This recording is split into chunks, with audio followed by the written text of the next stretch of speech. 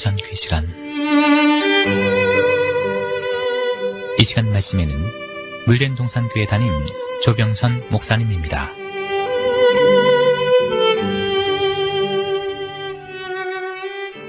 할렐루야, 평안하셨는지요? 오늘 저는 지금은 기도할 때란 사실을 여러분께 말씀드리려 합니다. 왜냐? 주님께서 마지막 때는 노아 때와 같다, 롯의 때와 같다 하셨는데 여러분은 작금의 이 시대를 어떻게 보고 계십니까? 2월 26일 미국 연방대법원이 동성결혼이 합헌이라는 결정을 내렸습니다. 이로써 36개 주에서만 허용됐던 게이와 레즈비언들의 동성결혼이 미국 전역에서 허용된 것입니다. 이제 동성결혼이 안 된다고 하고 이 일을 제기하는 사람들이 법적으로 불법자가 된 것이지요. 성도 여러분, 미국의 뿌리는 청교도 정신으로 영국의 방귀를 들고 죽음을 각오하고 신앙의 자유를 찾아 배를 타고 미국으로 건너온 청교도들에 의해 태동된 나라입니다. 그리고 대통령 취임식 때는 대통령이 대법관 앞에서 아내가 된 성경의 손을 얹고 선서식을 하는 나라인데 정말 이렇게 막 살아도 되는지요? 한국은 오랜 동안 백유민족이라 불렸습니다.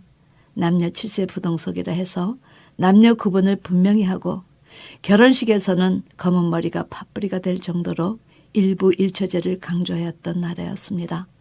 그런데 서울시장이 미국 샌프란시스코의 샌프란시스코 이그제미너와 인터뷰에서 한국이 동성결혼 합법화 아시아 국가 첫 번째 되길 바란다. 나는 인간의 존엄성을 인정하고 싶다는 인터뷰 내용은 정말 주께서 심판 때 일어날 현상에 대해 말씀해 주신 그날이 이제 가까워졌구나라는 생각이 들지 않으시는지요? 여러분, 노아 때 어느 정도 성이 문란하고 타락했는지 하나님께서 사람 지으신 것을 후회하실 정도로 문란했습니다. 노아가 왜 포도주를 마시고 취해서 그 장막 안에서 벌거벗었는지요? 가나안의 아비 함이 그 아비 하체를 보았다는 의미가 무엇이었는지요? 왜 노아가 손자 가나안을 그렇게 저주하였는지요? 성경은 아비 하체를 보았다는 것의 의미는 어미 하체를 범한 것으로 해석해 주십니다. 레위기 18장 7절에 내 어미 하체는 곧 내 아비 하체니 너는 범치 말라. 그는 내 어미인즉 너는 그의 하체를 범치 말지니라. 얼마큼 타락의 수위가 높았으면 그 시대 의인이요 당대의 완전한 자라 하나님과 동행하였던 노아가 그 사실에 놀라고 분노해서 포도주를 마시고 취해 장막 안에서 벌거벗은 채 있었겠습니까? 얼마나 그 분노가 컸으면 함의 아들 가나안을 향해 저주를 퍼부었겠습니까? 창세기 9장 20절을 보면 노아가 술이 깨어 작은 아들이 자기에게 행한 일을 알고 가나안은 저주를 받아 그 형제의 종들의 종이 되기를 원하노라 하며 저주한 것이 기록되어 있습니다. 그런데 성도 여러분, 이 저주는 노아 자신의 저주가 아니었습니다. 하나님의 분노요 하나님의 저주였기에 그 저주가 그대로 이루어졌다는 사실입니다. 그러므로 하나님은 아브라함과 이삭, 야곱 그리고 요셉 4대째 애굽이라는 곳에 들어가게 하시고 그 애굽 고센 땅에서 이스라엘이라는 나라를 태동시킨 후 모세를 지도자로 세우시고 가나안을 정벌하게 하십니다. 갈렙과 여호와서를 통해 그들은 우리의 밥이라는 고백을 끌어내시고 누구든지 가나안 여자든지 남자든지 취하여 혼인하지 못하게 하시고 반드시 가나안족을 멸망시키고 멸족시키라는 명령을 내리신 것입니다. 그런데 그 말씀을 순종하지 않아 오히려 가나안 문화와 이방신을 믿게 되어 북이스라엘과 남유다가 멸망했습니다. 그러나 하나님의 말씀은 반드시 성취되어 이언세 가나안이 어떻게 망할 것인가에 대해 다 제시하여 주셨습니다. 이사야서 23장 11절에는 여호와께서 가나안에 대하여 명을 내려 그 경관성을 회파하게 하시고 스바냐 1장 12절에 막데스 거민들아 너는 애곡하라. 가나안 백성이 다 패망하고 은을 수운하는 자가 다 끊어졌습니다. 스바냐 2장 5절에 해변 거민 그레 족속에게 화했을진저 블레 사람의 땅 가나안아 여호와의 말이 너희를 치나니 내가 너를 멸하여 거민이 없게 하리라. 스가랴 14장 21절 그날에는 만군의 여호와의 전에 가난한 사람이 다시 있지 않으리라. 사랑하는 성도 여러분, 롯의 때는 어떠하였습니까? 롯의 집에 두 천사가 들어가는 것을 보고 백성들이 그들을 끌어내라 우리가 상관하겠다고 하였습니다. 그랬더니 롯이 자신의 두 딸을 대신 내놓겠다는 장면이 제시될 만큼 레즈비언과 게이들의 성문안이 심각했다는 것입니다. 저는 이런 현상이 지금 이 시대에 미국까지 대두되는 것을 보면서 한국까지 대두되는 것을 보면서 그렇다면 하늘에서는 서서히 심판에 들어갈 준비가 시작돼 가고 그 사실을 외치는 나팔수가 있어도 땅에서는 여전히 그 나팔 소리에 귀를 기울이지 않아서 여전히 아무런 변화 없이 먹고 마시고 장가들고 시집가고 성에 타락이 와도 그 때를 깨닫지 못한 채 살다가 호련히 그날이 다가오면 어찌할까 걱정이 되고 있습니다. 여러분, 지혜로운 사람은 그 시대를 아는 사람들입니다. 그 시대가 어떤 시대라는 것을 아는 사람만이 그 시대가 요구하는 인물로 자기 자신을 준비할 수 있습니다. 그러므로 세상에서 어떤 사람이 유명해질 때 때를 만났다고 표현하기도 하고 그 사람 시대를 잘 만났다 이렇게 사람과 때를 연결시키기도 합니다. 그런데 하나님은 혀는 음식의 맛을 분별하고 귀는 말을 분별하는데 하나님의 백성은 그 때를 알지 못한다고 한탄하십니다. 여러분은 어떻습니까? 지금의 때가 어떤 때인지 잘 아신다고 자부할 수 있겠는지요? 각 개인들이 어떻게 생각하건 자유지만 그러나 주님께서는 분명히 종말을 예고하시면서 홍수전에 노아가 방주에 들어가는 날까지 사람들이 먹고 마시고 시집가고 장가들고 있으면서 홍수가 나서 저희를 다 멸하기까지 깨닫지 못하였는데 인자의 재림 때도 이와 같으리라 말씀하셨습니다. 그렇다면 우리도 그들과 별반 다름이 없이 하나님 편에서 보실 때 경건의 삶에 실패한다는 이야기입니다. 그런데 정말 참담한 것은 주님의 그 예고가 과연 어떻게 성취되는가를 제시하신 계시록 종말 시간편에 의하면 우리 시대 전 3년 반 도중인 시대가 있고 후 3년 반 짐승의 시대가 있는데 그런 사실을 알지 못해 짐승시대 전에 말씀의 인을 받지 못해 많은 사람들이 천국 입성에 실패한 것을 실상으로 보여주신다는 사실입니다. 그러므로 지금의 때는 기도함으로 지금이 어느 때인가를 분별할 때라는 것입니다. 성경은 우리 인생에 모두 28가지 때가 있다고 때의 중요성을 강조해 주십니다. 날 때가 있으면 죽을 때가 있다. 심을 때가 있으면 뽑을 때가 있고 울 때가 있으면 웃을 때가 있다. 모두 28가지 때를 통해서 우리에게 가르쳐 주시는 중요한 교훈이 있습니다. 첫째는 천하의 범사가 기한이 있다는 점이요. 둘째는 있으므로 기한에 맞춰 무엇인가 우리가 이루어야 할 목적을 향해 전진해 나가야지 세워라 내워라 하고 그냥 머물러 살면 안 된다는 것입니다.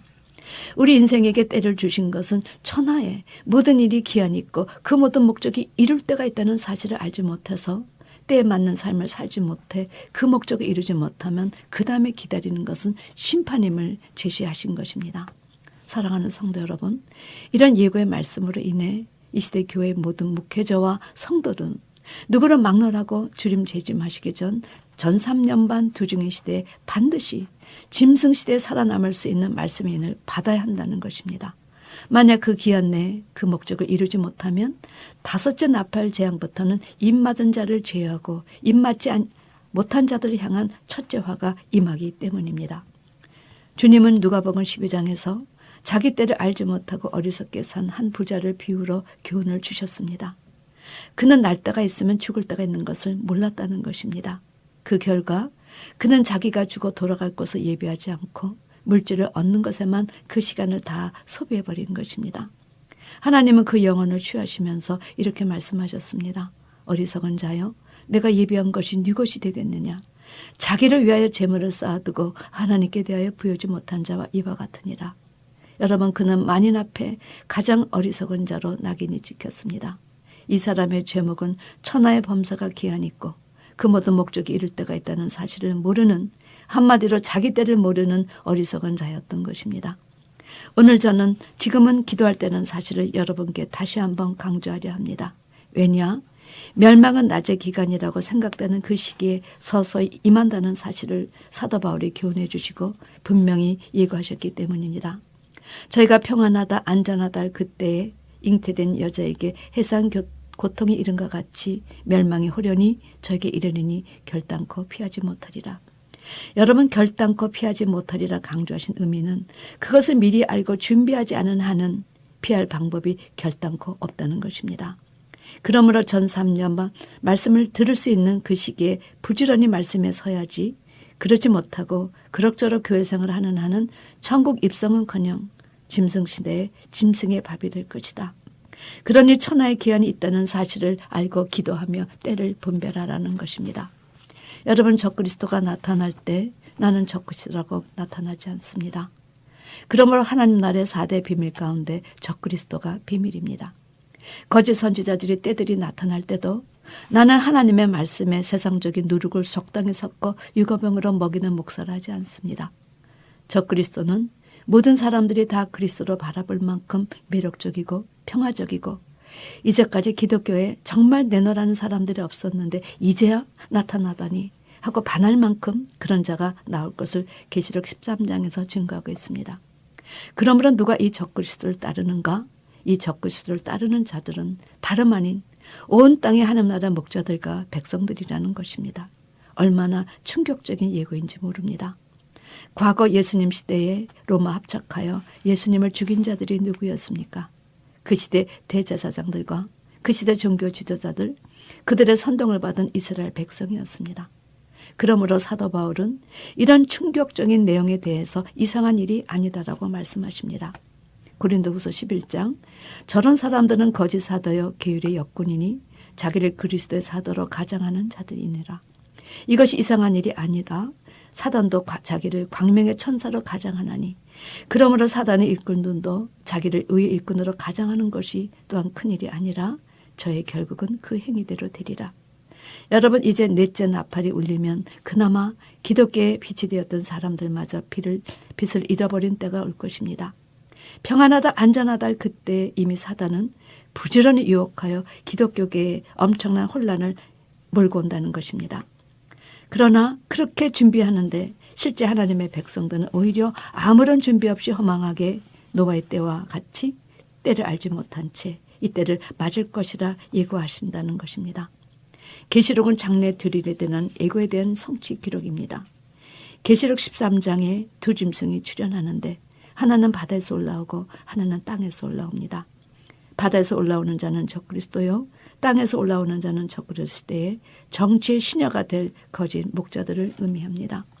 그런데 수많은 구약의 참 선지자들이 너희 대대로 고하고 전하라, 황증 때들이 말일에 대대로 일어날 것이다 경고하셨고, 주님께서도 종말에 거짓 그리스도들과 거짓 선지자들이 일어나 큰 표적과 기사를 보이어 할 수만 있으면 택하신 자들도 미혹하게 하리니 주의하라 강조하셨건만, 사도 바울이 사단의 일꾼들도 자기를 의의 일꾼으로 가장하는 것이 또한 큰일이 아니라 경고하시고, 베드로도 무법한 자들의 미혹에 이끌려 너희 굳센 데서 떨어질까 삼가라.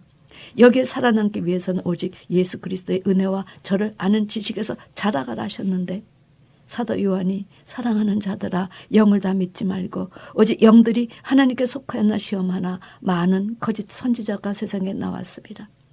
유다가 그들은 물 없는 구름이요 자기 몸만 기르는 목자요 영원히 예비된 캄캄한 흑암에 돌아갈 유리하는 별들이라. 이렇게 거짓 선지자들에 대하여 제시해도 천하의 범사가 기한이 있고 그 모든 목적이 이룰 때가 있다 하셨어도 인자 임할 때는 그러하리라. 여러분, 지금의 때는 기도할 때입니다. 기도해서 지금의 때가 어느 때인가 알고 준비해야 합니다. 왜냐하면 성의 타락이 이렇게 미국에서 법으로 인정할 만큼 도덕적으로 윤리적으로 타락할 시대에 우리가 살고 있기 때문입니다. 이제는 두 증인의 시대가 무엇인지, 두 짐승 시대가 무엇인지, 주님 재림 전에 있을 이 두 시대에 우리가 무엇을 준비해야 천하의 범사의 기한에 대해 우리가 어떤 목적을 이루어야 하는지 그것을 알고 그것을 준비해야 할 때이기 때문입니다.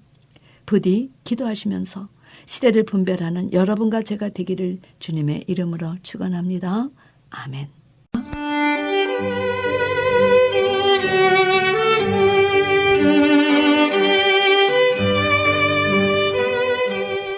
지금까지 말씀에 물된 동산교회 담임 조병선 목사님이었습니다.